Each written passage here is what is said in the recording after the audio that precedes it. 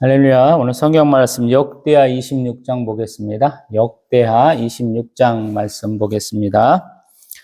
유다 온 백성이 나이가 16세 된 우시야를 세워 그의 아버지 아마샤를 대신하여 왕으로 삼으니 아마샤 왕이 그 열조들의 묘실에 누운 후에 우시야가 엘롯을 건축하여 유다에 돌렸더라. 우시야가 왕위에 오를 때 나이가 16세라 예루살렘에서 52년간 다스리니라. 그의 어머니의 이름은 요골리아요 예루살렘 사람이더라. 우시야가 그의 아버지 아마샤의 모든 행위대로 여호와 보시기에 정직하게 행하며 하나님의 묵시를 밝게 하는 스가랴가 사는 날에 하나님을 찾았고 그가 여호와를 찾을 동안에는 하나님이 형통하게 하셨더라. 우시야가 나가서 블레셋 사람들과 싸우고 가드 성벽과 야본의 성벽과 아수도 성벽을 헐고 아스돗 땅과 블레셋 사람들 가운데 성읍들을 건축하며 하나님이 그를 도우사 블레셋 사람들과 구르 바알에 거주하는 아라비아 사람들과 마온 사람들을 치게 하신지라. 암몬 사람들이 우시야에게 조공을 바치며 우시야가 매우 강성하여 이름이 애굽 변방까지 퍼졌더라. 우시야가 예루살렘에서 성 모퉁이 문과 골짜기 문과 성 구비에 망대를 세워 견고하게 하고 또 광야에 망대를 세우고 물 웅덩이를 많이 파고 고원과 평지에 가축을 많이 길렀으며 또 여러 산과 좋은 밭에 농부와 포도원을 다스리는 자들을 두었으니 농사를 좋아함이었더라. 우시야에게 또 싸우는 군사가 있으니 서기관 여이엘과 병영장 바아세야가 직접 조사한 수요대로 왕의 지휘관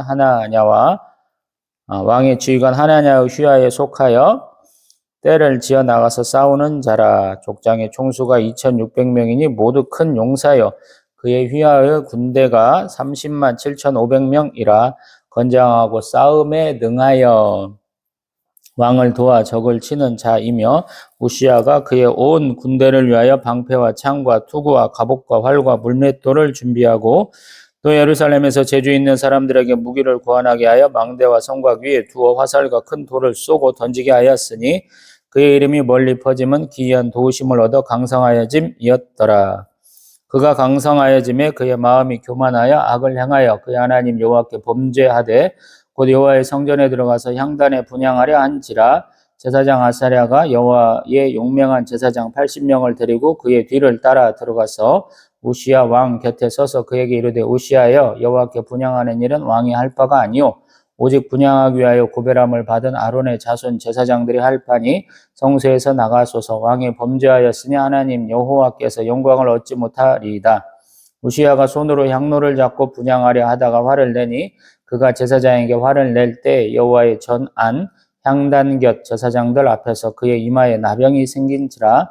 대제사장 아사랴와 모든 제사장이 왕의 이마에 나병이 생겼음을 보고 성전에서 급히 쫓아내고 여호와께서 치심으로 왕도 속히 나가니라.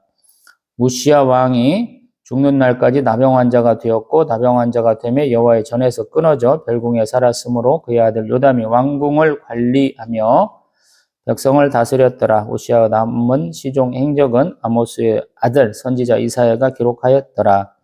우시야가 그의 조상들과 함께 누움에 그는 나병 환자라 하여 왕들의 묘실에 접한 땅 곧 그의 조상들의 곁에 장사하니라. 그의 아들 요담이 대신하여 왕이 되니라. 아멘. 할렐루야. 아멘.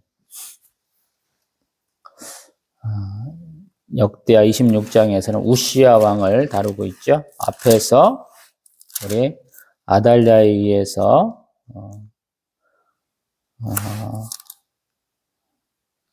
나라가 조금 혼란스럽다가 우리 요아스가 왕이 되고 또 그 요아스가 아람 군대하고 져서 결국에는 반역자들에 의해서 죽고 또 아마샤가 아버지를 죽인 이 반역자들을 처단을 했는데 이 에돔과의 전투에서 승리한 후에 북이스라엘과 싸워왔고 또 예루살렘 성벽도 흘리고 본인은 포로로 잡히고 막 그랬었죠. 그러다가 이제 한 말년쯤에 또 반역자들이 있어서 그가 또 죽었고요. 그 다음에 지금 왕이 되는 거예요. 이게 좀 우리가 스포츠 경기나 그런 경우가 있잖아요. 연전연패한다 그러면 그 연패를 끊어내는 게 쉽지 않잖아요.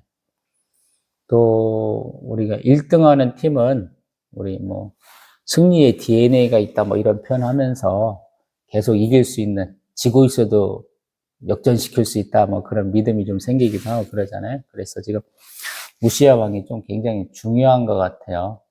왕들이 계속 조금 하나님 앞에 이렇게 열심을 내고 순종하고 충성해서 하나님이 주신 복으로 나라가 형통하다가 갑자기 우상 숭배에 빠지면서 이렇게 비참하게 죽잖아요. 반란이 일어나서. 이거는 우리가 항상 제가 남유다쯤 되면 이제 경상도 반절밖에 안 되는 거거든요. 그렇게 조그마한 나라가 자중질환이 일어나면 문제가 크죠. 소위 말해서 지도자의 어떤 부재는 엄청난 문제를 일으키거든요. 그래서 그런 일들이 지금 두 왕들에 의해 왕의 때에 있었으니까 우시아는 그 부분을 잘 조정을 해야 되거든요. 근데 사실 이 므낫세 남유다의 멸망이 결정적인 계기가 된 이 왕이 55년이고 우시아 왕이 52년이에요. 그래서 제2기간으로는 역대 두 번째 굉장히 길거든요. 근데 하는 일이 꼭 좋은 것이었느냐라고 보기에는 조금 문제가 있죠. 우리 요아스 왕과 같이 우리 5절에 보면 하나님의 묵시를 밝게 하는 스가랴가 사는 날에 하나님을 찾았고 그가 하나님을 찾을 동안에는 하나님이 형통하게 하셨더라. 익숙하잖아요. 우리 요아스가 그의 고모부 여호야다가 살아있을 동안에는 굉장히 그의 말도 잘 듣고 나라가 번성한 것 같잖아요. 우리 역대하 24장 2절에 제사장 여호야다가 세상에 사는 모든 날에 요아스가 여호와 보시기에 정직하게 행하였으며 나라가 좀 부강했던 것 같다라는 느낌을 받잖아요. 이렇게 해서 근데 그것들이 어떤 형태로 하나님 주시는 복을 받았느냐 보면은 6절 이하로 나오는데 블레셋하고 싸워서 성벽들을 헐었다. 우리 25장에서는 성벽을 헐린 장면이 있었어요. 우리 역대하 25장 23절 예루살렘 성벽이 에브라임 문에서부터 성 모퉁이 문까지 490규빗을 헐렸다 그래. 에브라임 문은 언제 말씀드렸는데 에브라임 쪽으로 난 길의 초입이에요. 성 모퉁이 문은 아마도 각이 졌을 거예요. 우리 동쪽으로는 우리 동쪽으로도 골짜기 있고 서쪽으로도 골짜기가 있는 그런 상태죠. 그래서 어딘가는 땅하고 맞는 것이 있어야 되는데 그게 동북쪽 정도라고 얘기하거든요. 그래서 그 부분을 아마 헐린 것 같아요. 제가 아주 옛날에 봤는데 우리 예루살렘이 정복당한 것이 한 몇 차례 되는데 그 정복이 항상 그 골짜기가 아닌 딱 닿아 있는 부분을 항상 헐려갖고 졌다라는 표현이 있더라고요. 우리 남유다가 망하고 마지막까지 결전에 했던 거 우리 로마한테 마지막 결전의 자세로 맞섰던 것이 마사다 요새거든요. 우리 이스라엘 군인들 초임 장교, 우리 소위가 임관할 때 올라가는 곳이 마사다 요새라고 그런 것 같은데 거기도 보면 골짜기 굉장히 깊어요. 경사도 굉장히 높고. 근데 한쪽 부분만 공략 가능하게 되어 있는 부분들이 있거든요. 그 부분에다가 나무 받고 돌과 흙을 날라가지고 그 교두보를 마련해가지고 결국에는 마사다 요새 내 이름은 점령하겠다 하는 날 저항하던 사람들이 각 남자가 자기 집안 식구들 싹 죽이고 남자도 지파별로 모여갖고 한 사람이 죽이고 또 그 사람들 모여갖고 또 마지막 한 사람만 결국에는 자살하면 되는 그런 방식을 취했거든요. 기독교만큼이나 유대교도 자살하는 게 하나님 앞에 큰 죄다 그래. 피 흘림의 죄가 있기 때문에 죽여야 되고 또 자기가 또 자살해야 하고 되니까 결국에는 자비 뽑았다 그랬는데 나중에 내가 왜 내 가족까지 죽여야 돼? 그래서 살아남은 사람들이 원래 숨겨둔 사람들이 있어서 증언을 했는데 그 사람들이 먹을 것도 있고 뭐 대추야자 같은 거 있고, 물도 남았는데 너희들한테 정복당하는 수모를 겪을 수 없다. 그래서 그런 집단 자살을 그걸 했다. 이렇게 얘기했던 장면이 있죠. 지금 역대하 26장 6절에서도 성벽을 한다는 것은 공략하기 쉽게 한다는 거, 방어가 불가능하게 하다는 거.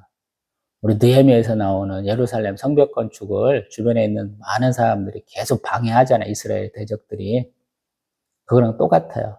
성벽이 올라가면 방어가 굉장히 유리해지는 그런 곳이어서 심지어 왕이 된다고 그래서 계속 모함하는 것도 많이 하고 그러잖아요. 느헤미야 총독은 사람 반절로 나눠가지고 반절은 수비하고 반절은 성벽 건축하게 하잖아요. 또 일하면서도 칼을 차게 하고 무장하게 하고 또 다 감시병 두고 해가지고 52일 만에 허물어졌던 성벽을 세워가지고 제대로 된 성읍의 기능을 갖추게 했죠. 이스라엘 사람들은 성벽이 있으면 이렇게 지명이 들어가고 성 가치가 더 뛰어나지죠. 우리 희년 50년째 되면 다 돌려보내야 되잖아요, 주인한테. 그때 성벽이 있는 곳은 안 돌려보내줘도 되는 그런 예외 조항이 좀 있을 거예요. 나중에 모세오경 지금 출애굽기 시작했으니까 레위기쯤 가면 그 말씀 한번 또 드려볼게요. 그 다음에 10절에 망대를 세웠다 그래요. 이 망대는 우리식으로 말하면 요새 같은 의미. 높이 이렇게 올라가서 볼 수 있는 건데 이스라엘 가서 망대는 못 본 것 같아요. 근데 소위 말해서 감시 초소에 해당하는 것들을 만들었던 것 같아요. 그 다음에 웅덩이 팠고, 그 다음에 가축 많이 길렀고, 또 소위 말해서 그 농사 짓고 목축하는 사람들을 많이 두었더라. 그래서 결론은 뭐냐면 농사를 좋아함이었더라라는 거예요. 농업장려 정책. 가장 할 수 있는 것이죠. 1차 산업 중에서 우리 농업과 뭐 수공업 쪽이 있는데 이스라엘 사람들은 농업, 목축을 이렇게 한 것이죠. 그러다 보니까 병사 수를 또 예전 수준으로 대개 이제 이 30만 명대가 보통인 것 같아요. 이 정도 하면 그 남자 수가 이 정도 되는 것 같아요. 대개 이제 20세 이상으로 계수하기도 하고 30세 이상으로 계수하기도 하는데 되게 그런 정도가 아니냐. 우리 21세기 와서도 그 뭐랄까 체력과 전투의 어떤 중심적으로 나갈 수 있는 나이죠. 대개 이제 50세까지는 전쟁이 길어지면 나간다라고 보여지는데 아마 그 정도 수준이 아닐까 그냥 저는 예측을 해봅니다. 로마도 이제 군단 단위로 움직이는데 젊은 사람들, 뭐 10대, 20대에 해당하는 사람들은 가서 자극하고 촉구하고 뭐 이런 것들 많이 하고요. 그 다음에 이제 중보병이라고 하는 칼 들고 방패 기른 거, 투구도 있고 우리 전신갑주 입은 사람들, 그 사람들은 되게 30에서 40대 있다 그래요.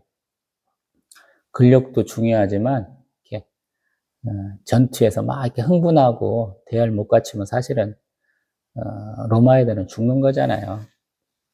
우리 그리스 중갑보병들이 각자 이제 자영농이고 자기의 권력을 위해서 무기를 갖춰야 되는데 무기값이 만만치 않잖아요. 그래서 긴 장창을 가지고 집단전을 통해서 이렇게 하는 거잖아요. 그 방패와 그 창이 바뀌어가지고 로마에서는 방패 형태가 더 길어지고 그 다음에 칼은 좀 짧아지는 뭐 말 타고 가면서 싸우는 거 아니고 방패가 이어진 틈으로 이렇게 찔러낸 형태의 그 무기이기 때문에 결국 길지 않았죠. 지금 이 역대하 26장에서 나오는 족장의 수는 아마도 지휘관들이고요. 그 다음에 군대는 30만 7,500명. 우리가 익숙하게 앞에서 보았던 그 병사 숫자일 거예요, 이게. 앞으로 조금 더 가보면, 우리 여호사밧 때 한번 볼까요? 여호사밧 때 군대 숫자가 116만이었어요. 그때 어마어마하게 많았고 그것들을 한 번에 싹 갈렸죠. 아합하고 길라 라모 전투하고는 그때 한 번에 싹 해먹었던 것 같아요. 그래서 그 영향을 계속 받아서 남유다가 그렇게 오지 못한 것 같아요. 우리 아사 때 보면 역대하 14장에 보면 유다 중에서 30만 또 베냐민 중에서 28만 명. 왜 그러냐면 이 우시아 때 왜 이거밖에 안 되냐면 그 앞에 우리 아마샤 때 북이스라엘하고 싸우고 졌잖아요. 영토도 뺏기고 뭔가 문제가 있었을 거라고요. 그러니까 이 베냐민 숫자가 또 안 들어가기도 하고 그랬을 거라는 거예요. 그러니까 이 당시는 굉장히 괴멸적인 타격을 받는 거예요. 전쟁을 해갖고 이기지 못하면 망하는 거예요. 실컷 길러놓은 그 병사들을 유지하기가 쉽지 않은 거예요. 우리 일본 놈들 전국시대에 보면 뭐 사랑가마니의 병사 몇 명, 한 3명인가 뭐 이렇게 얘기하잖아요. 자기 봉투, 영지가 줄어들면 거기에서 생산력이 줄고 생산력이 줄으면 군대가 줄고 군대가 줄으면 다른 이웃 영주들한테 자기가 먹히고 지는 것이죠. 여기도 지금 그런 상황이 되고 있는 것 같아요. 그 다음에 우리 15절에 보면 재주 있는 사람들에게 무기를 구원하게 하여 방어를 굉장히 튼튼하게 했다는 거예요. 앞에서 이렇게 하고는 재미를 못 봤잖아요, 사실은. 이스라엘의 전쟁은 하나님 앞에 순종하고 충성할 때 나라가 형통한 것이지 군대 키워갖고는 별로 재미를 못 봤잖아요. 쭉 우리가 역대하에서 본 장면들이잖아요. 근데 그걸 했어요. 그러고 나서 아니나 다를까 16절 그가 강성하여짐에 그의 마음이 교만하여 악을 행하여 하나님 여호와께 범죄했는데 어떤 범죄를 했느냐? 여호와의 성전에 들어가서 향단에 분향하려 한지라. 이거 대제사장이 해야 되는 건데 올권행이 하고 있는 거죠. 사울왕이 우리 블레셋하고 전투하려고 준비하고 있는데 우리 사무엘 선지자가 늦게 왔죠. 그러니까 기다리지 못하고 백성들은 다 뿔뿔이 흩어지니까 자기가 하나님 앞에 제사 드려버렸잖아요. 비슷한 거예요. 잘못된 거예요. 역할이 다 정해져 있어요, 이스라엘은. 그래서 제사장 80명들 다 아샤라가 데리고 들어가서 아니 이게 뭐 하는 짓이냐고 혼냈잖아요. 근데 19절에 보면 제사장 네가 뭔데? 이렇게 막 뻗탱기면서 뭐라고 그랬어요? 손으로 향로를 잡고 여전히 분향하려 하다가 화를 딱 내니까 어떻게 되냐면 이마에 나병이 생겼더라. 나병. 나병은 항상 격리 조치에 있대. 온갖 피부병들을 다 포함한 것 같기는 한데 곰팡이와 우리 뭐 이렇게 같은 것들을 다 포함한 것 같긴 한데 아무튼 격리가 되는 거예요. 그래서 20절 성전에서도 쫓겨나고 죽는 날까지 나병 환자 되어서 왕궁에도 있지 못하고 별궁에 있고 아들내미 요담이 대신해서 이렇게 공동으로 나라를 다스리는 사태가 벌어졌다 이렇게 하고 묻힐 때도 조상의 묘에 못 묻히고 옆에가 묻혔다 이렇게. 그래서 이스라엘 역사를 보면 공동 통치로 보여야 되는 것이 굉장히 많이 나와요. 우리는 말하면 세자가 왕의 어떤 직무를 도와주는 경우가 쭉 있고 그 세자가 일한 내역도 사실은 왕의 통치 기간에 포함되기도 하고 막 그렇거든요. 그래서 학자마다 뭐 북이스라엘 남유다 왕들의 재위 기간 또 어떤 시기에 했는가들이 조금씩 다르죠. 많이 다를 수밖에 없어요. 우리도 그 점을 좀 감안해서 봐야 돼요. 우리 뭐 문하세 55년, 우시야 52년 이런 부분도 좀 그런 걸로 보면 좋지 않을까 싶어요.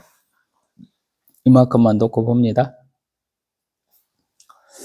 참 우리는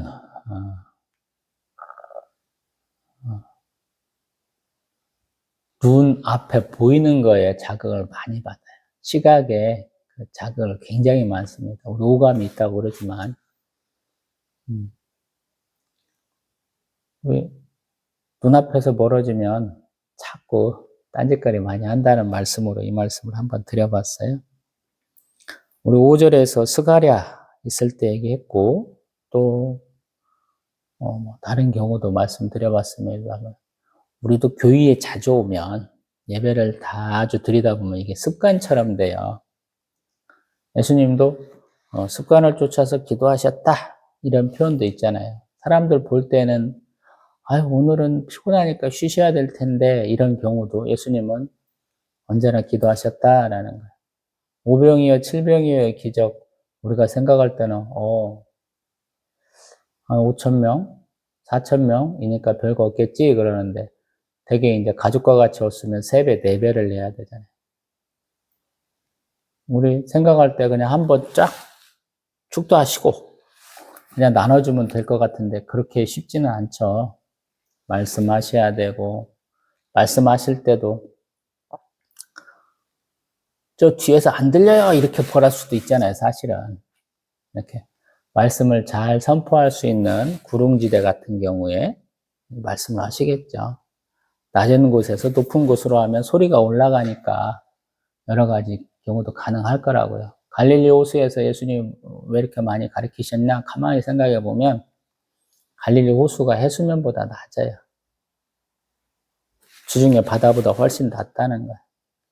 거기에서부터 올라가는 식으로 되니까 요즘 교회들 지하에 있는 경우 우리 예배당이 있는 경우 많은 분들이 그렇죠. 맨 밑에 목사님 계시고 맨 위에 방송실 있는 그런 구조로 돼 있을 수가 있는 거죠. 그럼 소리가 위로 쭉쭉쭉쭉 뻗어갈 수 있잖아요. 물론 지금은 음향시설도 잘 해놔야지 들리지 안 그러면 안 들리기도 하지만 예전에는 그런 것이고 또 육성으로 말해야 되니까 제가 봤을 때는 예수님은 우리가 생각하는 멋진 키 180 넘어가고 뭐 얼굴도 뭐 그런 분이 아니고 조금 이렇게 목소리도 조금 탁 트인 분이 아닐까 이런 생각도 좀 하거든요.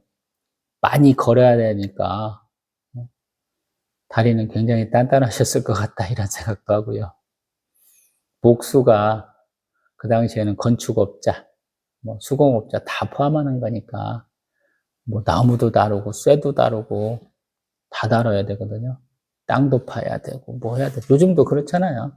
건축할 때. 그러니까 예수님 어깨는 그냥 단단하지 않았을까 이런 생각도 허리도 그냥 단단하고 어렸을 때부터 했으니까 키는 못 자랐고 어렸을 때도 무거운 짐 지면 키는 잘 못 자라잖아요. 그 당시 평균 키 한 160도 안 됐겠다가 제가 맨날 그렇게 얘기하잖아요. 160에 위로보다는 옆으로 튼튼하신 분, 목소리는 큰 분이니까 목은 좀 두꺼우신 분. 제 가정에 맞을랑가 모르겠어요. 그런 분이셨을 것 같다라는 생각을 해봅니다. 다시 우리 우시아 왕 얘기로 넘어와 봅니다. 자기가 평상시에 좋아하는 것을 할 때 좀 좋은 결과를 맺는 것이 아닌가 싶어. 여기도 농사를 좋아했다. 좋아하는 것을 하니까 결과가 많아져요.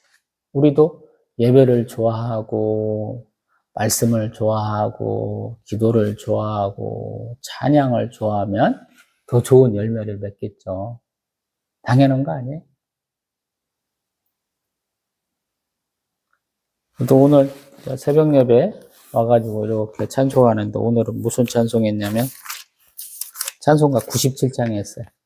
정온한 처녀에게 주 천사 나타나 누가복음 1장 그 내용으로 가사가 쭉 되는 것이고 근데 음치라 한번 생각을 해보는 거예요. 어떻게 시작했지?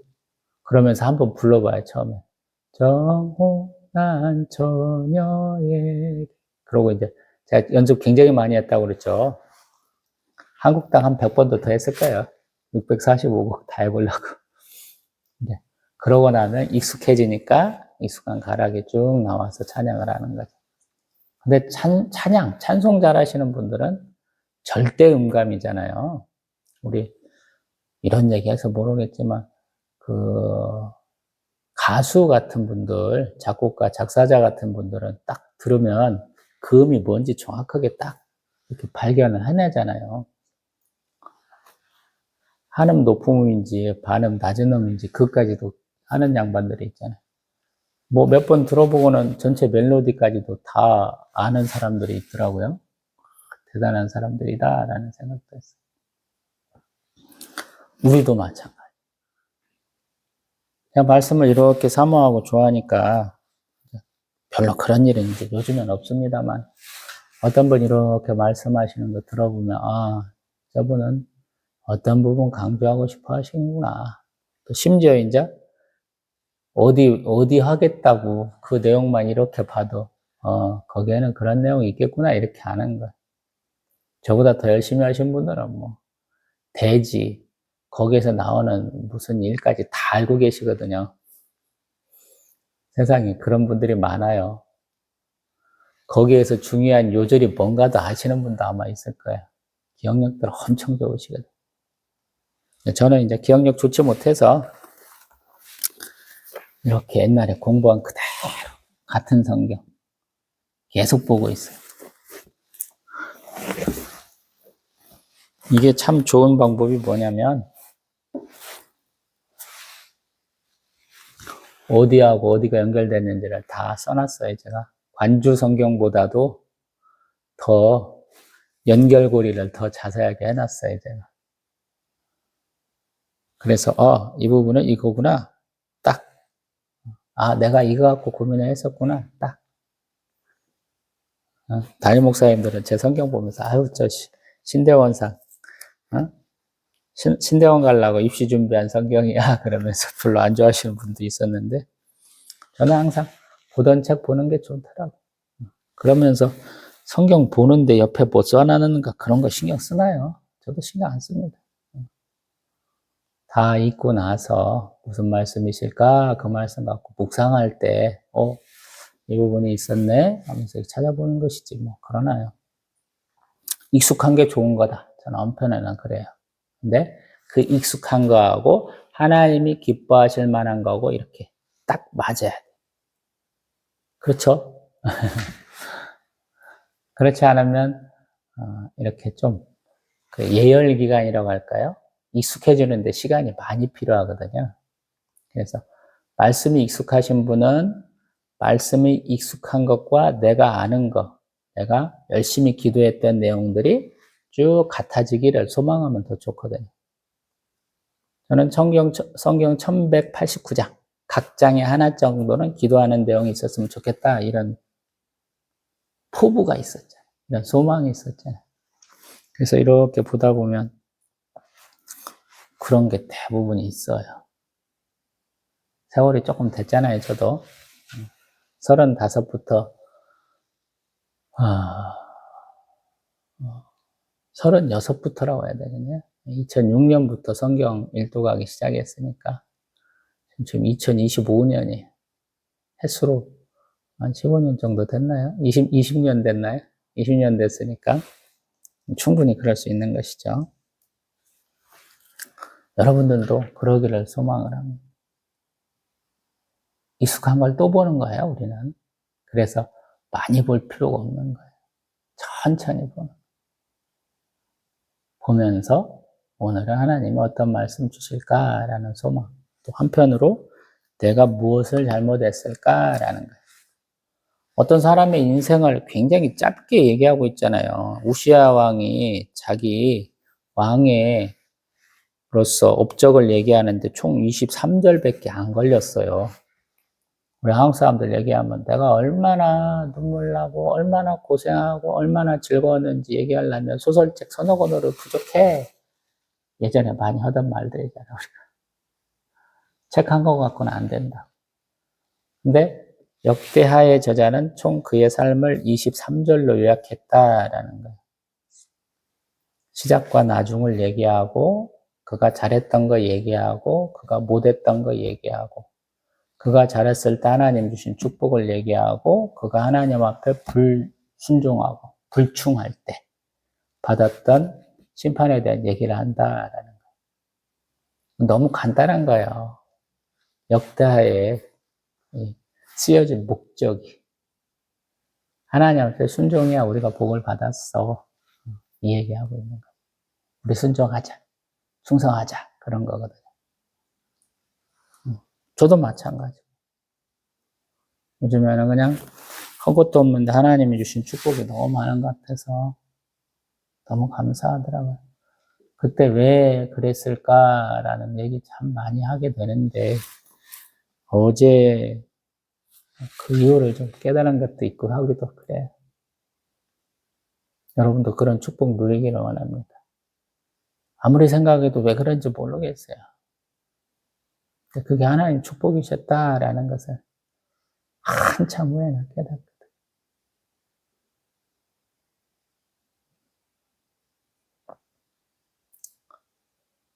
저는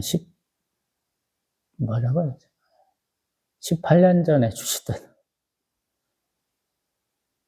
축복에 대해서 어제 또 감사하게 되더라고요. 그땐 정말 막 신앙생활 시작할 때인데, 뭣도 모르고 하던 때인데, 아, 그런 의미도 있었구나라고 새로운 의미를 깨닫게 되네요. 성경 읽고, 묵상하고, 기도하고, 하나님 만나시기를 소망을 합니다. 또 뵙겠습니다.